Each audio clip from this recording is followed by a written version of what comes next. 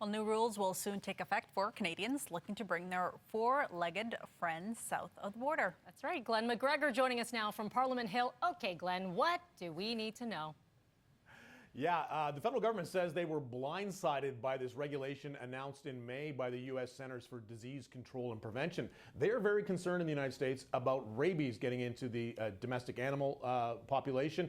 So they are basically imposing new rules on any travelers from any country, including Canada, coming into the United States with a dog. And what you will have to do is fill out a couple of forms, including a form filled out by a veterinarian attesting to the fact that your dog has had a rabies vaccination and your dog is over 6 months of age, listing previous countries the dog had been in the 6 months before your date of entry, and also attesting that the dog has a certain kind of microchip in it so that it can be traced if it got lost.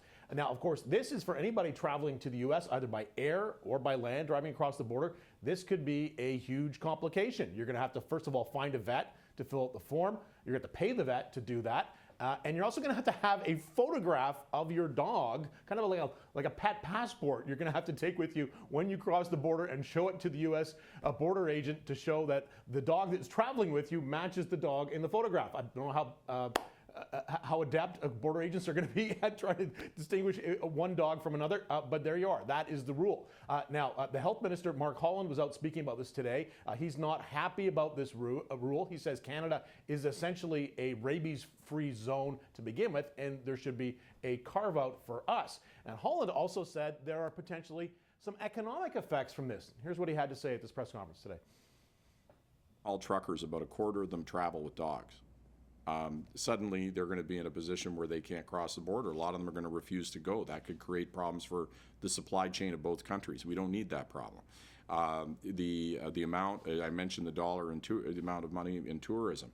There's a lot of people who can just say, well, I'm not going to take that trip, right? Either to Canada or to the United States.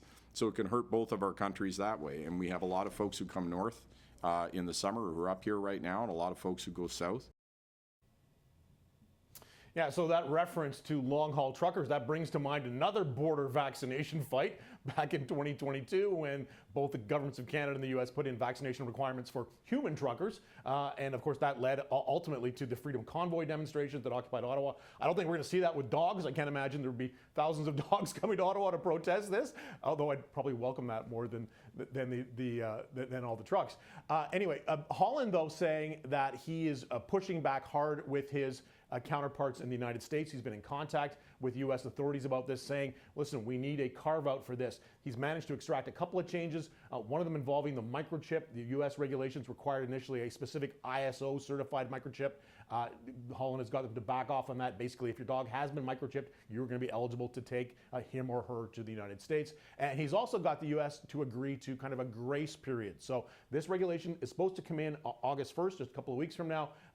But there will be, Holland says, a grace period that if Canadians show up there with a dog and you haven't got all the paperwork done yet, they might give you a pass and let you off with a warning saying next time you come back in, you're going to have this. But Holland is going to continue to push for a full exemption, a permanent exemption from this regulation for Canada. And of course, Mel Fiza, this could affect a lot of folks, right? People like to travel down to Florida, spend their winters there.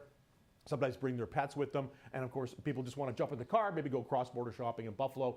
You're going to have to plan this in advance. Make sure you got those forms from your veterinarian. And a passport. Yeah, so many logistics. You want a photo of my dog? Here's my camera roll, 1,025,000 of them. Basically just my phone. All right. Glen McGregor, appreciate the update. Thank you. Thanks.